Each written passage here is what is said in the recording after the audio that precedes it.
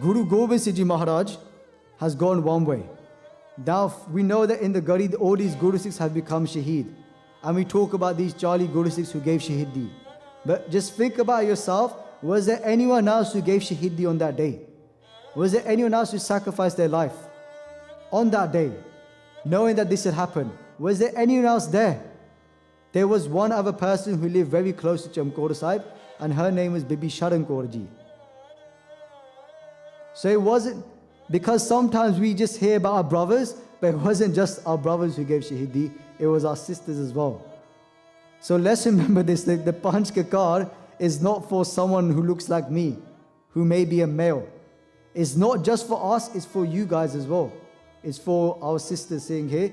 Guru Gobind Singh said that you can wear kirpan, you can protect yourself. And we'll see that through Bibi Sharan Kaur Ji.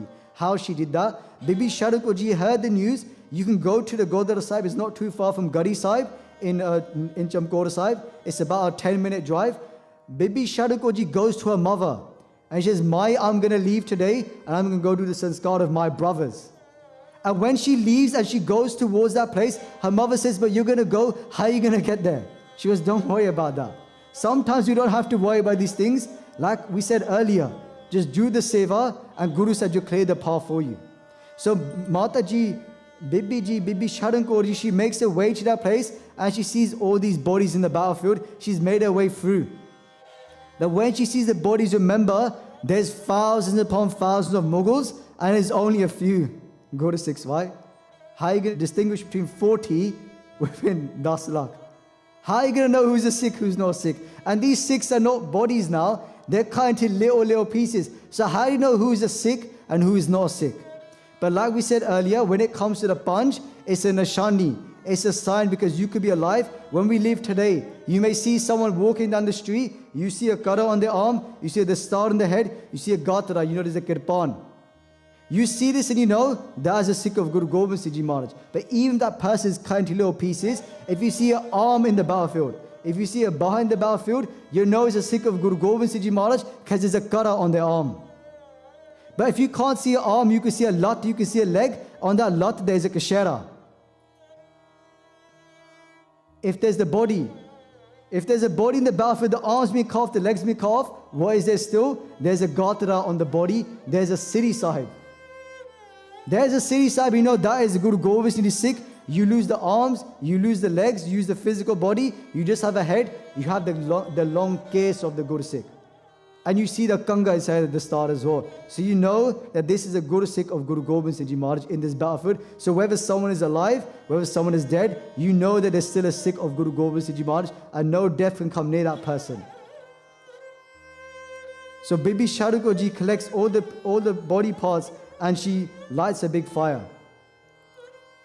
She's not 25. Bibi Sharan Kaur Ji is not 30, 40. She's 16 years old.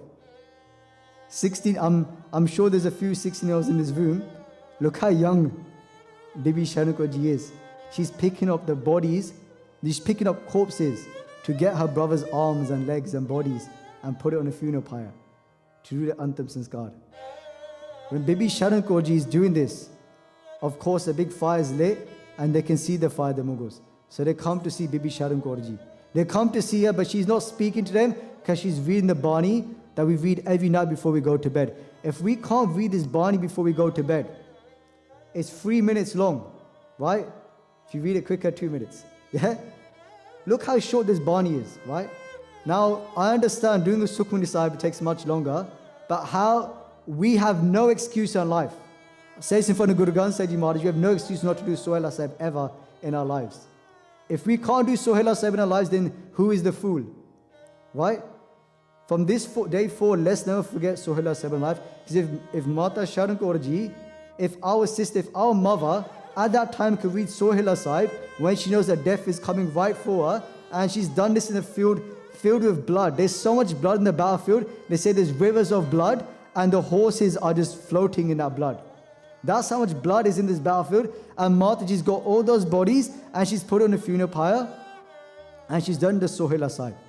Antara Jami, Purkh Bidate, Sarda Man ki Pure, Nanak Das, Ehe Sukh Magay, Moko, Kar Santan ki Ture. She's reading these words and they know that this is Sikh of Guru Nanak Dev Ji Maharaj. And they say, what are you doing? You know this is a crime to do this. In this rule, this Raj, the Padshah, the Badshah, the one who's the emperor, you're not allowed to do this. What does she say back? She says, what Padshah? What king? Do you know who my king is? They're not even a king, they're Sache Padshah.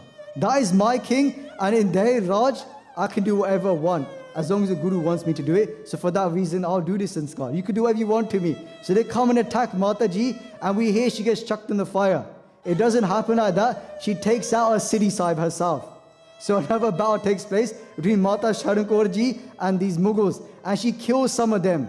She wounds some of them, and then they hit her. Over the head, she falls to the floor, and then Mata Sharan Kaur Ji, she's chucked upon the funeral pyre, and then she becomes Shaheed then.